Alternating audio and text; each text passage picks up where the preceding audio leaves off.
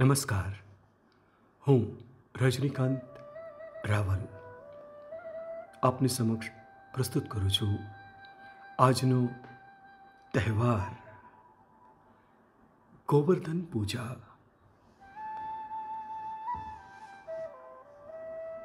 अन्नकूट या गोवर्धन पूजा दिवाली के 5 दिनों तक मनाए जाने वाले त्योहारों का ही एक हिस्सा है।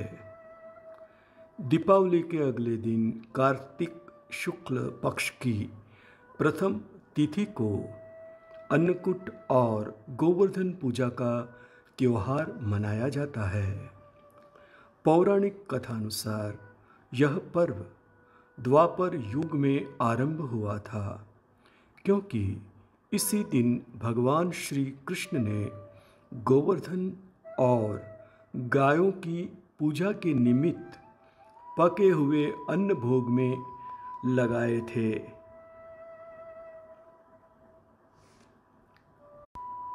इसलिए इस दिन का नाम अन्नकूट पड़ा।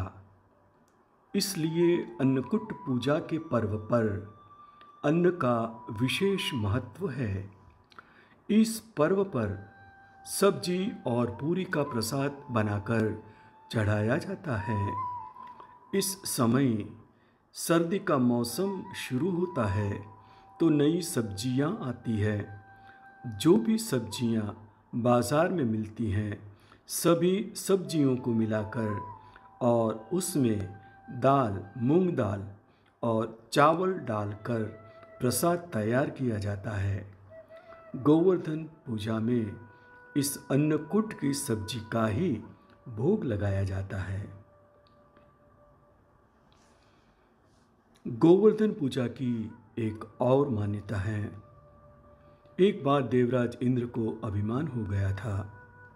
इंद्रदेव का अभिमान चूर करने हेतु भगवान श्री कृष्ण ने एक लीला रची।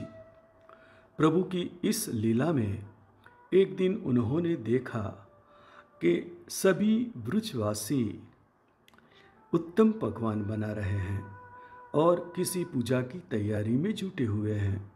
तब श्री कृष्ण ने बड़े भोलेपन से अपनी मैया यशोदा से पूछा कि मैया, ये आप लोग किसकी पूजा की तैयारी कर रहे हैं? कृष्ण की बात सुनकर मैया बोली, लल्ला, हम देवराज इंद्र की पूजा की तैयारी कर रहे हैं। मैया के ऐसे कहने पर श्री कृष्ण बोले, मैया, हम इंद्र की पूजा क्यों करते हैं? तो मैया ने कहा, वह हर वर्ष वर्षा करते हैं जिससे अन्न की पैदावार होती है और जिससे हमारी गायों को चारा मिलता है। भगवान श्री कृष्ण बोले, तब तो हमें गोवर्धन पर्वत की पूजा करनी चाहिए, क्योंकि हमारी गायें तो वहीं चरती हैं। इस दृष्टि से गोवर्धन पर्वत ही पूजनीय है। और वैसे भी इंद्रदेव ने तो कभी दर्शन भी नहीं दिए और उनकी पूजा नहीं करने पर क्रोधित भी होते हैं। अतः ऐसे अहंकारी की पूजा नहीं करनी चाहिए मां। देवराज इंद्र ने इसे अपना अपमान समझा और मूसलाधार वर्षा शुरू कर दी। प्रलय के समान वर्षा देखकर सभी व्रजवासी भयभीत हो गए और नंद बाबा से इसका उपाय करने के लिए विनती करने लगे।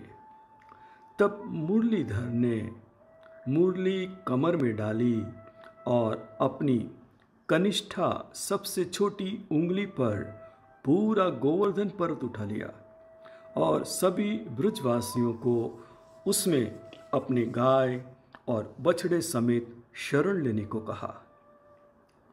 इंद्रदेव कृष्ण की यह लीला देखकर और अत्यधिक क्रोधित हुए, जिससे वर्षा और तेज कर दी। इंद्र के घमंड मर्दन के लिए तब श्री कृष्ण ने सुदर्शन चक्र से कहा कि आप पर्वत के ऊपर रहकर वर्षा की गति को नियंत्रित करें और शेषनाग से कहा, आप मेड़ बनाकर पानी को पर्वत की ओर आने से रोकें। इंद्रदेव लगातार 7 दिन तक मूसलाधार वर्षा करते रहे। तब उन्हें एहसास हुआ कि उनका मुकाबला करने वाला कोई आम मानव तो नहीं हो सकता। अतः वे ब्रह्मा जी के पास पहुँचे और सब वृतांत सुनाया। ब्रह्मा जी ने इंद्र से कहा कि आप जिस कृष्ण की बात कर रहे हैं वह भगवान विष्णु के अवतार हैं।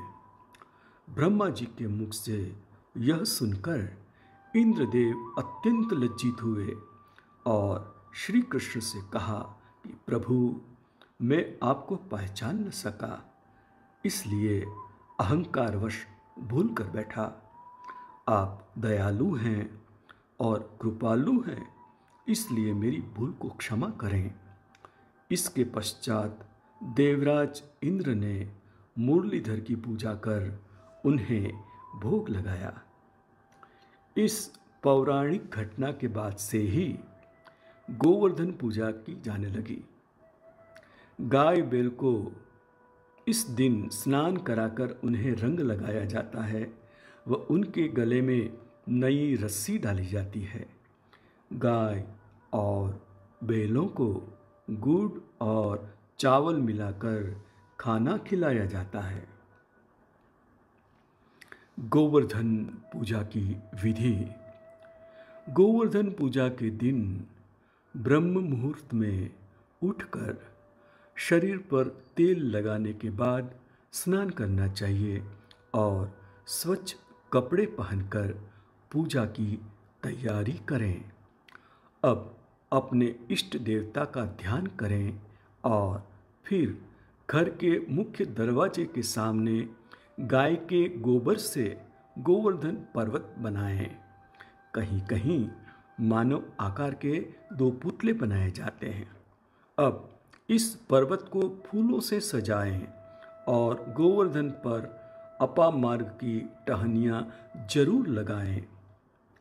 पूजा में लक्ष्मी जी की पूजा का अखंड दिया ही रखा जाता है और पूजा सामग्री भी वही काम में लेते हैं जिससे माँ का पूजन किया था। अब पर्वत पर रोली, कुमकुम, अक्षत और फूल अर्पित करें। इसके बाद दही और बिलोवन का भोग लगाएं और गन्ने जो लक्ष्मी पूजन में चढ़ाया था का ऊपरी भाग चढ़ाएं। गन्ने के ऊपरी भाग को पकड़कर पर्वत की 7 परिक्रमा लगाएं। अब हाथ जोड़कर प्रार्थना करें। गोवर्धन धराधार गोकुल त्राणकारक विष्णुबाहु कृतोच्छ्राय गवा कोटि प्रभो भवः। अगर आपके घर में गायें हैं तो उन्हें स्नान कराकर उनका श्रृंगार करें। फिर उन्हें रोली, कुमकुम, अक्षत और फूल अर्पित करें। अगर गाय नहीं है तो फिर उनका चित्र बनाकर भी पूजा कर सकते हैं। अब गायों को नैवेद्य अर्पण कर इस मंत्र का उच्चारण करें। लक्ष्मीर्या लोकपालानां धेनुरूपेण संस्थिता घृतं वहति यज्ञार्थे मम पापम व्यपोहतु। अस्तु। धन्यवाद।